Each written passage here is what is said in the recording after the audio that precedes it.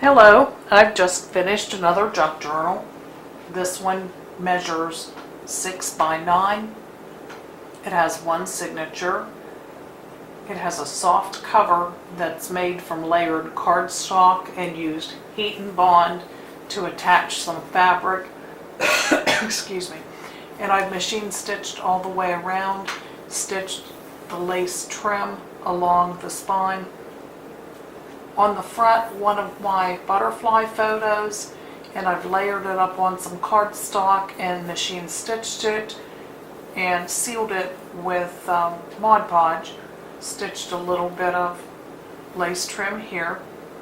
And to the signature binding threads, I've added the sari silk and various lace trims and made this charm that has a flower charm on the end of it and various beads, and it can be removed. In the back of the journal, the fabric just wraps around. And if we go inside, this pretty cardstock with the butterflies and the flowers. And I used a lot of machine stitching in this journal. I made a pocket out of cardstock and stitched some sari silk.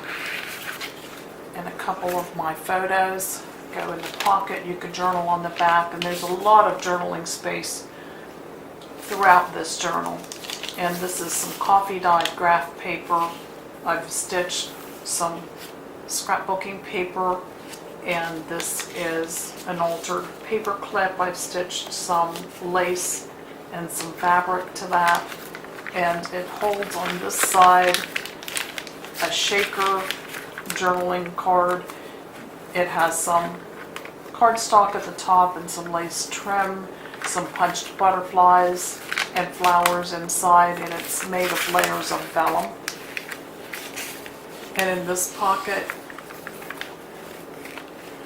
I've stitched a piece of vintage trim and a journaling spot, a page from a book with a little paragraph about snapdragons and anemone wildflowers. One of my photos, some printed vellum. One of my photos. This is from a collage that I did a couple years ago. I had some tissue paper, some paper napkins, and some book pages, and I scanned the collage and I printed out as paper. And here I've just layered some scrapbooking paper on coffee dye paper. And over here, a fabric flip with some eyelash trim. You can hide your writing here.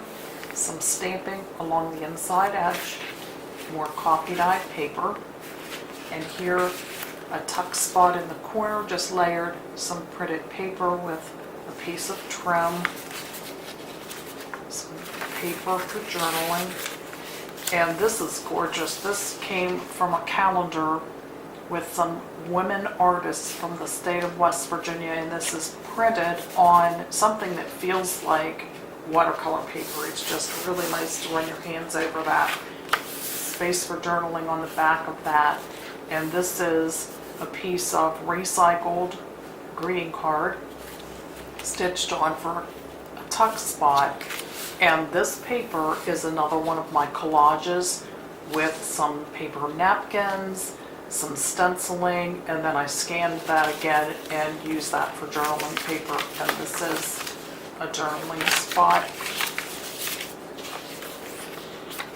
machine stitching, some accounting paper, and stitched this pretty cardstock for a pocket, and punched the journaling card, and this tips out. Recycled a greeting card and a matching envelope, and I've stitched that in with some muslin. And this was, I believe, a birthday card, and I changed the sentiment, just used the word simplicity and layered it up with some scraps of paper and covered the sentiment inside with a page from a book about friendship and butterflies.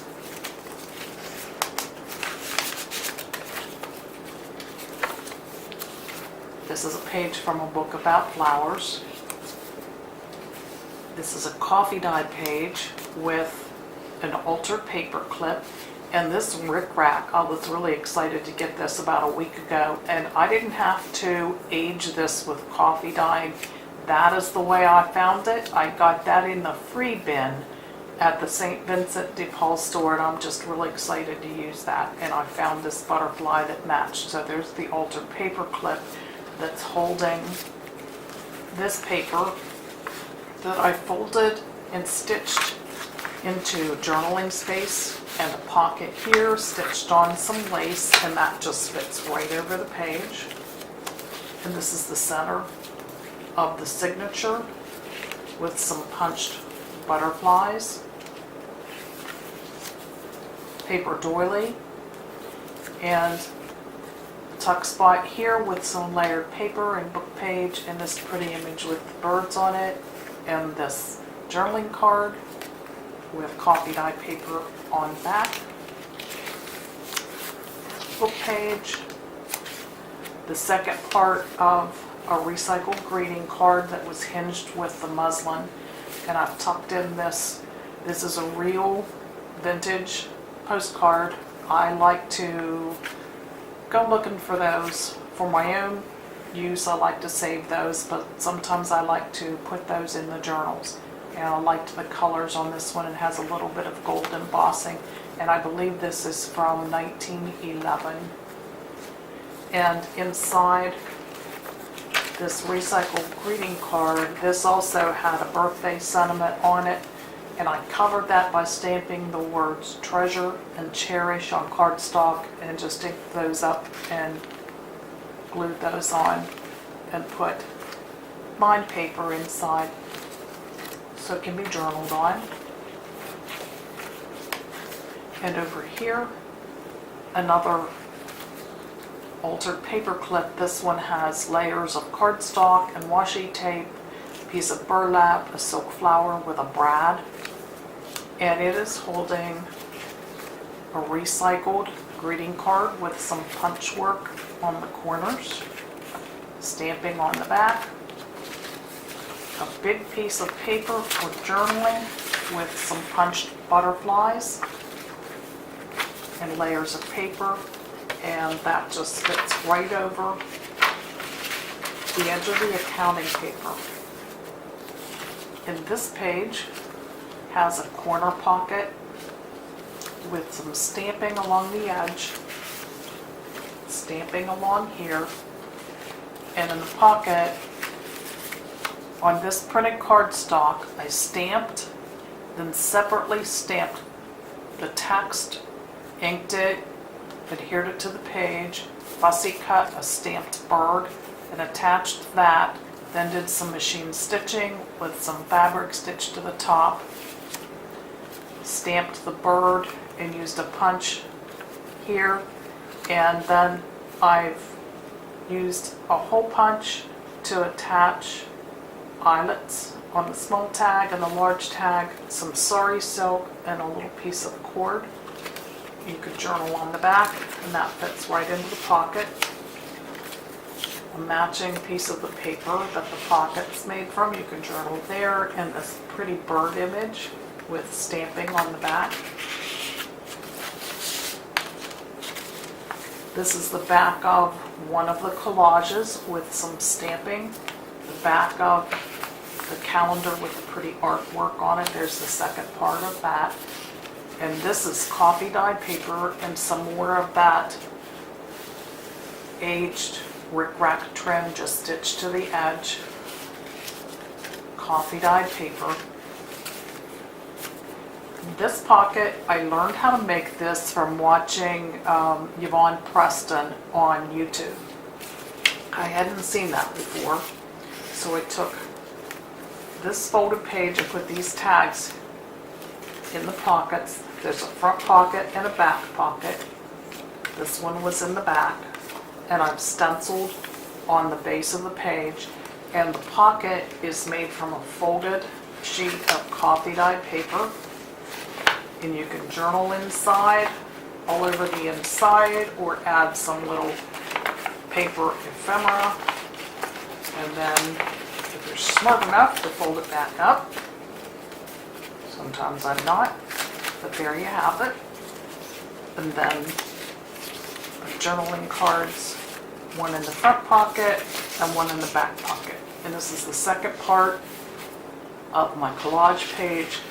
One of my photos, a little bit of lavender trim of vellum. One of my photos, I try to include this in all my journals, this little bird's about 2 summers ago, I tried to get in the front door. And I got some cool photos of that. This pocket, I stitched cardstock pocket, some more of that trim. And this image came, I got a random act of kindness package from a lady on a Facebook group that I joined. And she sent some pretty garden images, and I used that here. And this is an index card that has some stenciling on it, and it goes in the pocket. Coffee dyed graph paper with some scrapbook paper stitched.